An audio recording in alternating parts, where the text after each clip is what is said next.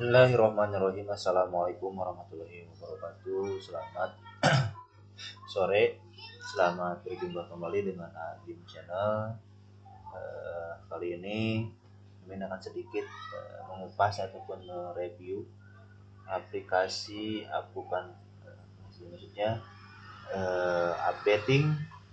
updating dari aplikasi Siskedes versi 202 yang ini kebetulan dirilis di tanggal 30 Juni tahun 2020.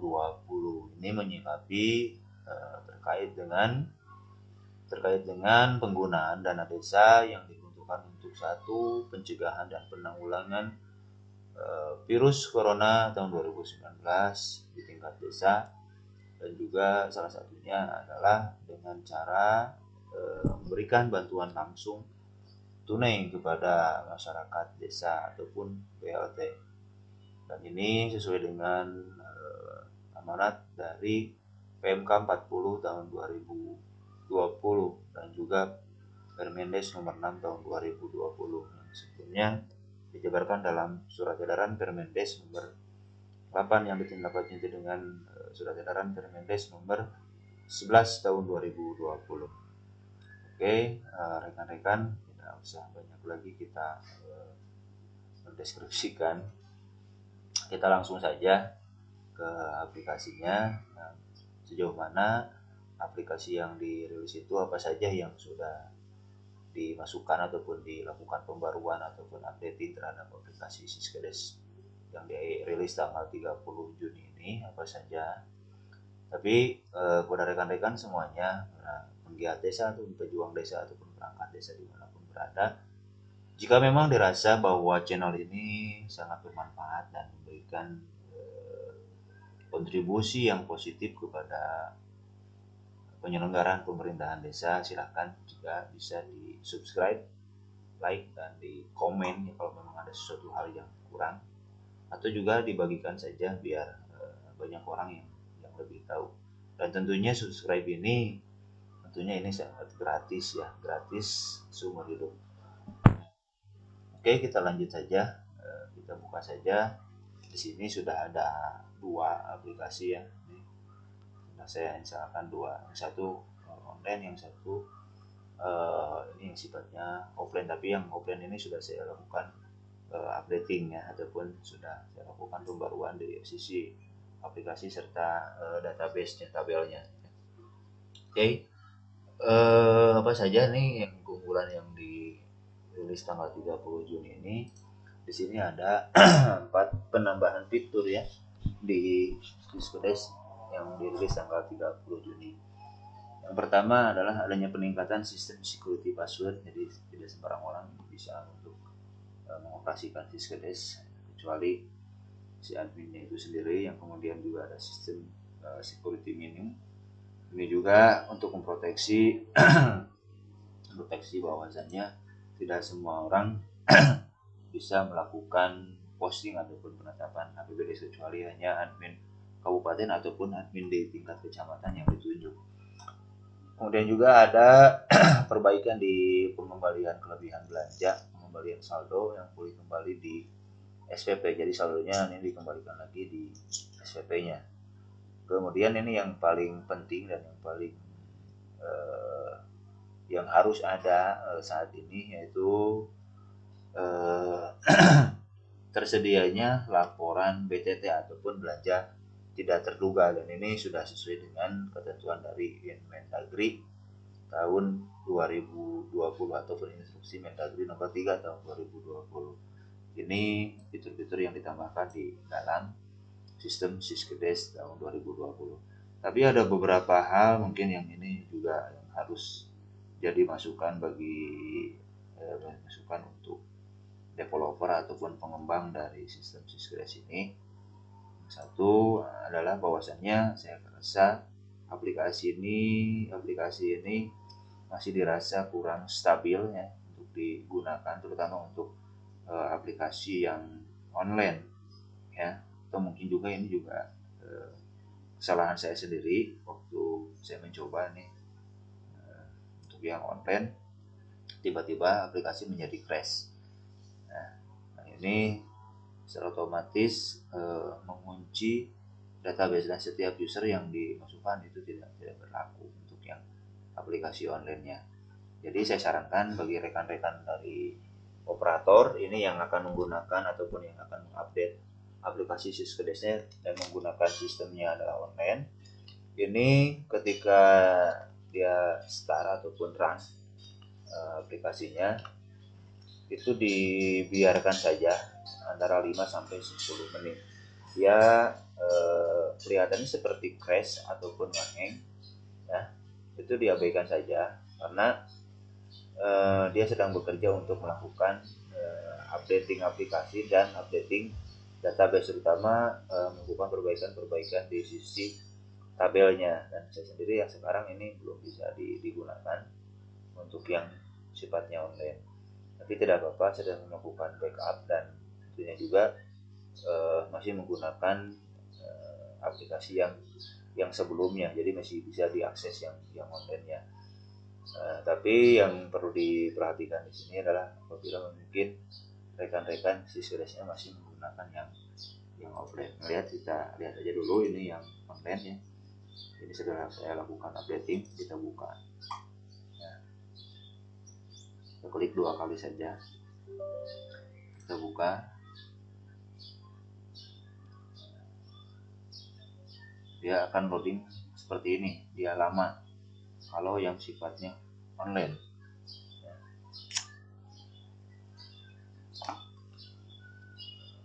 Dan ketika masuk pun dia agak susah ya, ini sangat susah ya.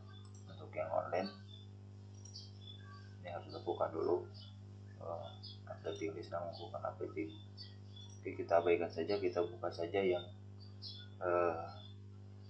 aplikasi yang offline. Yang offline saya buka juga. Nah, ini yang online yang sudah terbuka. Kelihatan cirinya dia online ataupun offline. Kalau yang offline itu di sini akan terbaca MMS Access data APBDes, jadi APBDesnya masih menggunakan akses, tapi kalau yang online dia akan menggunakan SQL Server. Akan gunakan misalkan dengan kursi sendiri untuk yang online. Nah, ini kesalahan saya waktu kita pertama melakukan updating terhadap aplikasi yang online ya. Ini dia tidak bisa diakses. Saya sampai saat ini masih menunggu rilis resmi dari Kemendagri, karena sekarang untuk mengolah Syskedes oleh BPKP diserahkan ke Kemendagri ya. Saya nunggu setelah semuanya sudah selesai. Jadi yang kemarin dirilis tanggal 30 Juni sifatnya masih beta ataupun uji coba. Jadi ini dia tidak bisa masuk. Tapi kalau untuk menggunakan aplikasi yang sebelumnya saya masih bisa login ya untuk menggunakan Syskedes yang online. Tapi untuk yang updating sekarang itu saya tidak bisa mengakses karena aplikasi ini telah diblok oleh database Syskedes yang online. Oke, kita abaikan saja. Nah, ditutup saja yang online. Kita review saja yang aplikasi yang offline ya.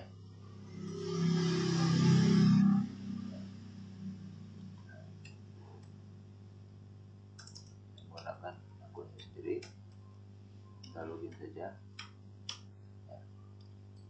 Nah, ini menu-menunya masih standar sama ya.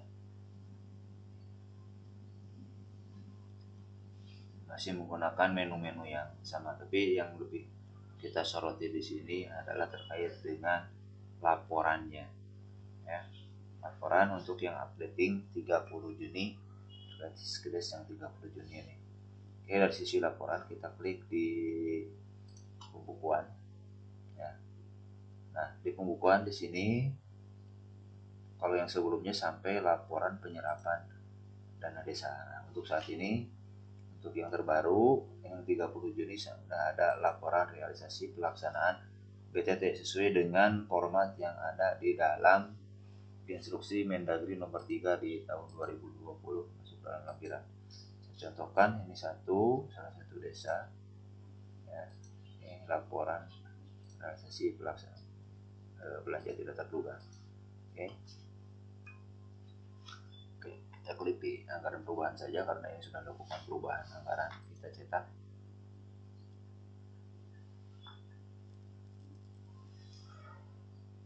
Kita tunggu.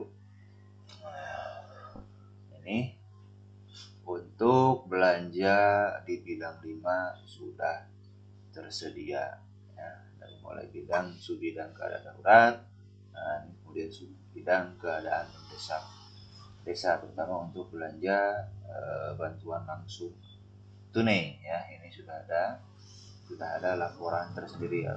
Artinya untuk laporan di bidang 5 sudah tersedia, tapi masih ada satu kekurangannya, yaitu bahwasannya dari laporan realisasi pelaksanaan belanja terduga ini pada bidang penanggulangan bencana keadaan darurat dan mendesak desa ini ya, masih ada tulisan merah, artinya bahwasanya update 30 Juni ini masih beta, masih uji coba ya. Ini belum selesai ya. Ini sampai ada tulisan yang warna merah, harusnya dia warnanya hitam semua. Dan ini tidak boleh ya. Nah, ini salah satunya ya, ini masih kekurangannya, ini belum selesai. Untuk laporan di bidang 5 ini masih ada tulisan merah meskipun laporannya sudah tersedia. Oke, kemudian itu ya, kemudian juga di laporan penata usahaan ya, kekurangannya di laporan penata usahaan pun ini terutama di buku kas pembantu kegiatan untuk rincian belanja masih belum ada realisasi ya. Ini masih belum muncul realisasinya, tapi secara akumulasi dia ada. Kita perbesar saja, kita diperbesar saja ya.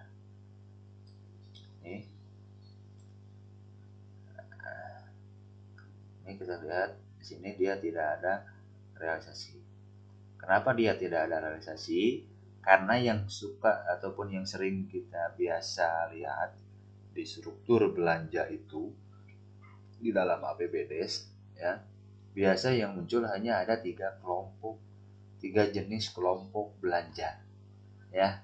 Satu, belanja pegawai, kemudian ada belanja barang dan jasa, kemudian juga ada belanja modal.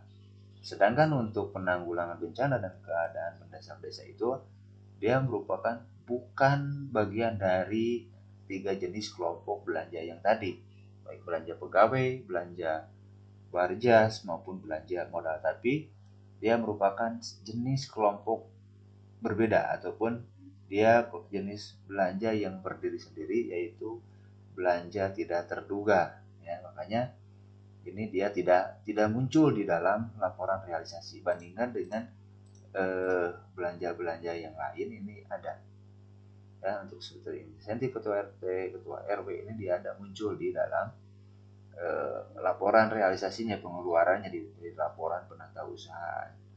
Nah, untuk di belanja tidak terduga dia tidak muncul baik di barjas maupun di modal dana. Ini artinya dia sudah betul ini sudah betul di dalam pencatatannya. Harusnya ini nanti ditambahkan lagi, ada beberapa kolom lagi ditambahkan, harusnya satu belanja pegawai, belanja barjas, modal, dan belanja tidak terduga. Tapi untuk pengembalian dia ada selesai, ini dia kembali lagi ke kas desa ya. Kalau ada pengembalian untuk belanja bantuan langsung tunai, untuk PLT satu orang dikembalikan lagi ke kas desa, ini ada sudah tercatat. Kemudian untuk yang terpenting adalah satu lagi, ini untuk laporan sesuai dengan Inmendagri ini dia ada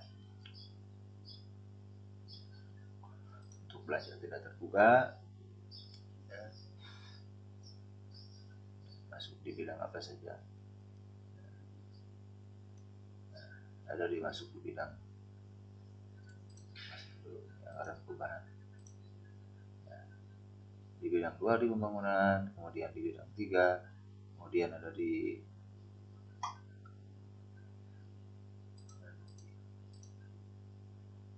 oh iya, ini subbidangnya, ada subbidang 1, Subbidang 2 dan Subbidang 3 ya.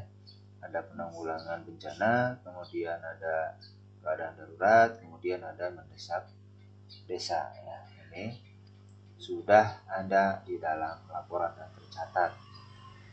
Kemudian untuk yang bidang mendesaknya juga sudah tercatat, kan sudah memunculkan jumlah penerima bantuan KPM.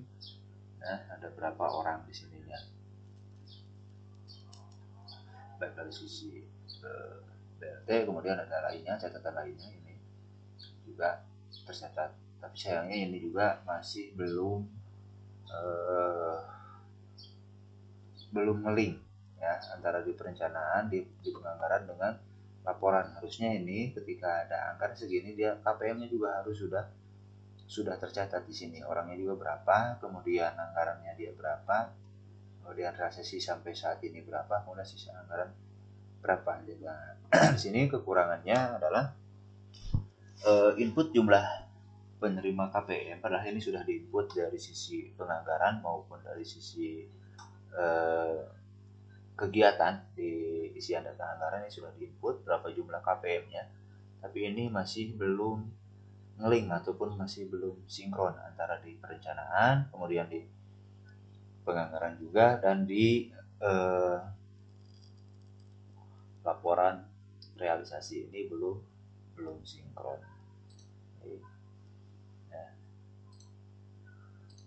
Jadi untuk tadi yang ini sudah ada untuk laporan pelaksanaan realisasi BTT maksud saya.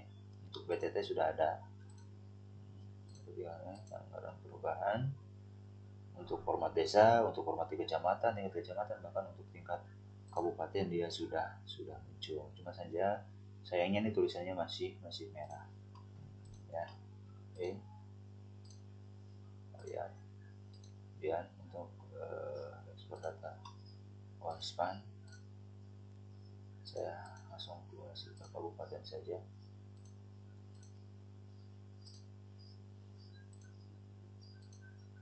Tidak ada data yang bisa ditampilkan. Nah, ini juga belum sinkron ya.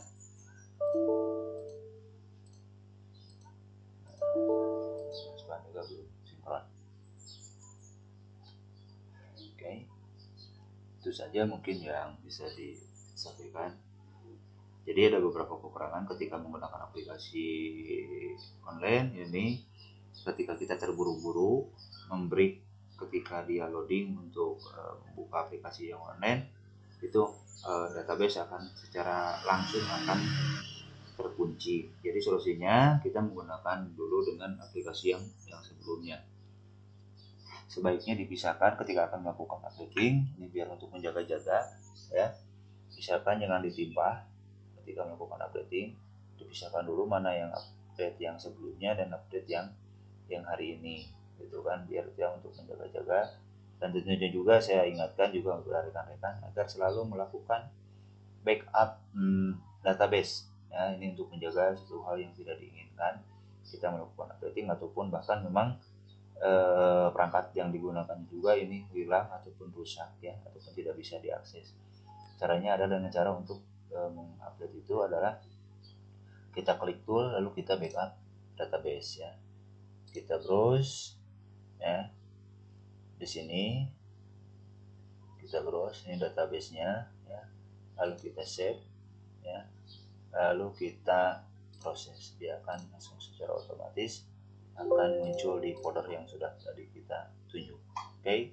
Lalu kita keluar. Oke. Itu saja mungkin sedikit review yang mungkin bisa disampaikan, dan juga mudah-mudahan memberikan wawasan ataupun pengetahuan baru bagi rekan-rekan para admin ataupun para penggiat desa dimanapun berada. Semoga bermanfaat, semoga memberikan kemanfaatan, dan tentunya